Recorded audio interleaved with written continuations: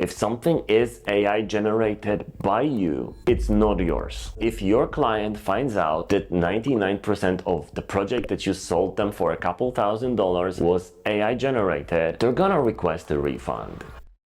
Your original work stopped being yours on August 2nd. If you do any kind of writing, coding, or anything generative with AI, now anybody can take your work, claim ownership, and destroy your reputation in the process. This is a huge change that will affect way more than you think. Ownership rights, copyrights, potential theft, legal battles, you name it. And on top of that, it's a complete delusion of what we do as creatives. Things are gonna change big time. Even some of your freelance clients can start requesting refunds soon. And other people will just take your content and own it. Today, let's talk about what happened with AI, how to protect yourself, and yes, I will tell you how to get around the watermarking. But it also means that we just need better ways to detect these things. But first, AI optimizers are in trouble. So to better understand the context of all this, let's talk about the extreme AI bro optimizer prompt engineers. They often use AI for all the writing, blog posts, articles, heartfelt stories from their own experience that are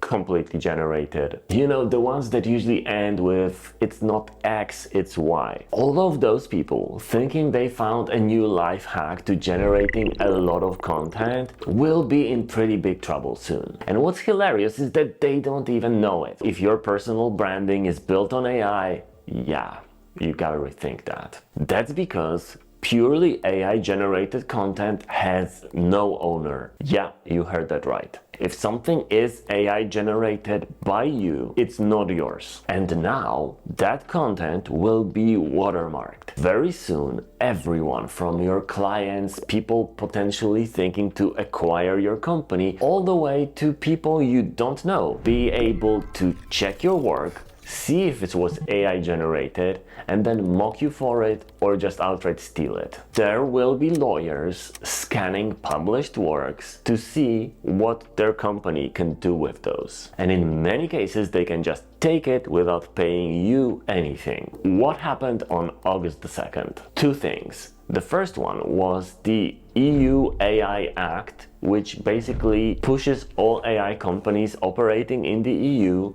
to watermark AI content and make that AI content clearly marked as AI generated. But at the same time, California passed a law that requires both marking and also specific tools for people to be able to see whether something was AI generated. Of course, this is mostly to fight deepfakes, but it will have much greater implications. Your original articles, blogs, or even code can now be parsed and identified as AI generated and then taken.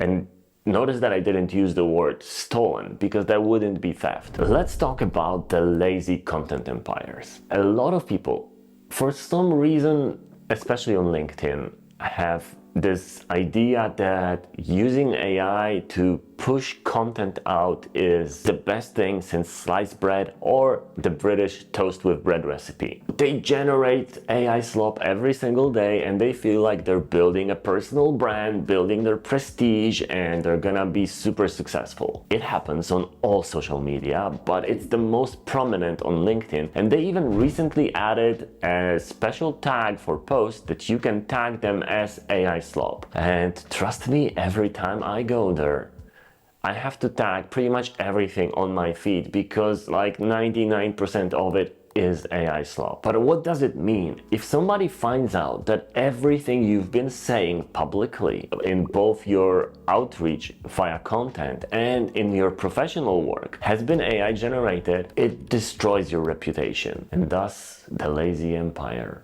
lazily collapses. And there is already multiple cases and legal precedents to show that AI-generated work belongs to nobody. The only parts that can be copyrighted are the inherently human part. There was a comic book where all the visuals were AI generated, but all the text and the structure and the story and the plot lines were human made. So all of the actual visuals can be taken by anyone without copyright, but not the actual order they appear in and not the text the characters are saying. But the problem is that the whole thing is now inverted. Before, you needed to prove someone else copied you. Now you need to prove that even your work is original in the first place. Otherwise, people will just copy you. So I kind of feel like this is gonna become modern content warfare. Totally weaponized, companies stealing blog posts, articles, ideas, concepts, ads from one another without anybody being legally obliged to do anything about it. They will just take. And there will be a whole new set of companies that will be scanning the internet for a base of content to repurpose. If your work is majorly AI generated, it will go into the pile to be used for later if it's even useful. No protection, no copyright, no ownership. If AI made it, it's not yours. I'm gonna tell you how to remove that watermark in 2 ways, but before that, let's talk about little touch-ups. So what if you only ask AI to slightly tweak things, not write the entire thing for you? Yeah, the watermark is still added in those tweaked parts. And that watermark is not some special invisible characters, it's not some special words, it's actual tokens in a certain direction that only the model maker knows. So it's not even full words in a full sentence, it's parts of the words in specific order. And there is no way to get around it other than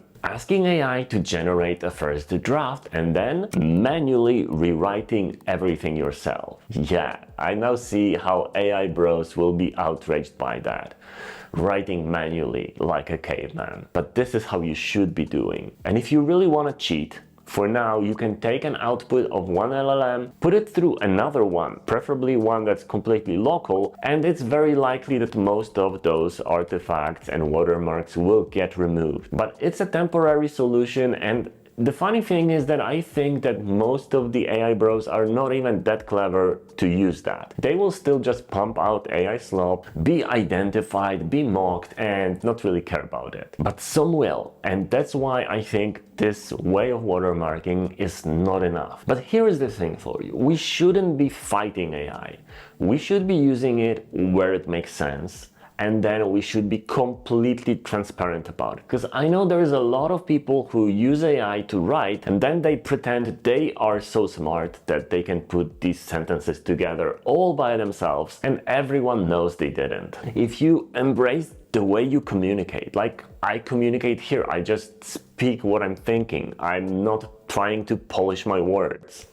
Polish. But it's just coming straight from me. It's not parsed by an LLM in any way or form. So what you should be doing is something that I actually talk about in the Square Block Blueprint, and all of our community members are already using it, which is annotating, cataloging, and documenting everything you do with AI. We do it this way. We show a badge near every piece of content or every piece of work that we delivered, showing how much in percentages was done by a human and how much and what exactly was done by AI. And those AI parts are also annotated with which model was used, the date, and the prompt used. Because that way it shows you're fully transparent and honest where you used AI, what you used it for, and how you can actually improve it by switching the prompt to a newer model in the future. So if you give something like that fully annotated to a client, they will know that you didn't just type in a prompt and ask AI to do your entire work for you. Instead, you cherry-picked where AI would be beneficial and you made it in a way that's completely upgradable with newer models in the future. So instead of hiding it, be transparent about it, but don't use it for everything. Use it where it actually makes sense. And if you still don't have the Square Block Blueprint,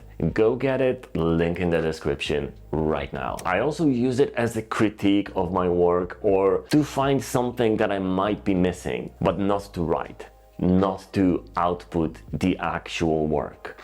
The actual work is mine. It's always mine, and it's clear and stated and annotated. In a way, it's also protecting yourself, because if your client finds out that 99% of the project that you sold them for a couple $1,000s was AI generated, they're gonna request a refund. And it doesn't matter if you had those amazing prompts like, imagine you're a professional UX designer working on a project for company A. That will just show to the client that you didn't do the work. You outsourced it to a model, and what's stopping them from skipping you in this equation and doing that themselves? Almost nothing. That approach and hiding AI use greatly devalues your work. There's gonna be thousands of refund requests coming from clients that will now have the tools to find out what you did last summer with an AI model. So you gotta frame your work specifically where you use AI,